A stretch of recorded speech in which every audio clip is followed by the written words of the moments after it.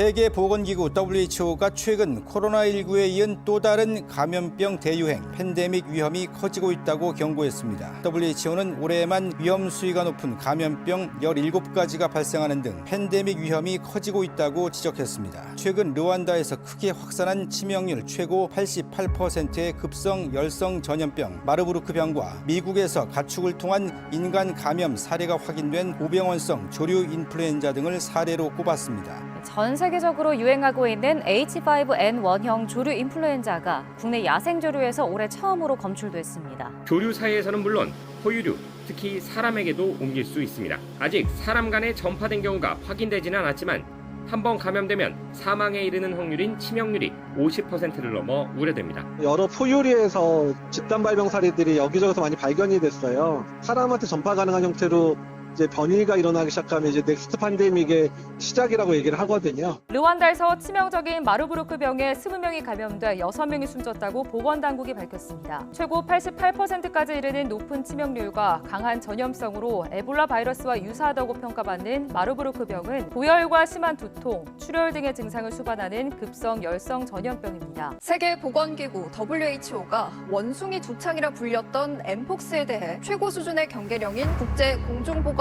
비상사태를 다시 선포했습니다. 변종 엠폭스 감염 사례가 북유럽 스웨덴에서 처음 보고됐습니다. 엠폭스가 스웨덴에 이어서 파키스탄에서도 확인됐습니다. 태국에서 변종 엠폭스 환자가 처음 발생했습니다. 엠폭스가 동남아와 남미로도 번지고 있습니다. 아프리카에서 올해 엠폭스로 인한 사망자가 1,100명을 넘은 것으로 나타났습니다. 장카세야 아프리카 질병통제예방센터 사무총장은 우리가 행동하지 않으면 통제 불능 상태가 될 수 있다며 국제사회의 지원을 요청했습니다. 해외에서 엠폭스가 다시 유행하고 있습니다. 치명률이 상대적으로 높은 새로운 변종이 아프리카 대륙을 중심으로 빠르게 확산하며 올해만 약 2만 5천 명이 감염됐다고 합니다. 세계보건기구는 국제적 공중보건 비상사태를 선언했는데요. 바이러스에 감염돼 나타나는 급성 발열, 발진성 질환인데요. 원래는 아프리카 지역 홍토병이었지만 2022년부터 전 세계로 퍼지기 시작했는데요. 같은 해 6월엔 우리나라에도 확진자가 발생했죠. 작년에는 국내 확진자가 늘어나며 방역에 비상이 걸리기도 했습니다. 올해 확진자는 지난 8월까지 총 11명인데요. 수도권 20에서 40대 남성 중심으로 발생했습니다. 다행히 국내에서 발견된 엠폭스의 유전형은 아프리카에서 유행 중인 유전형보다 전파력과 치명률이 낮다고 합니다.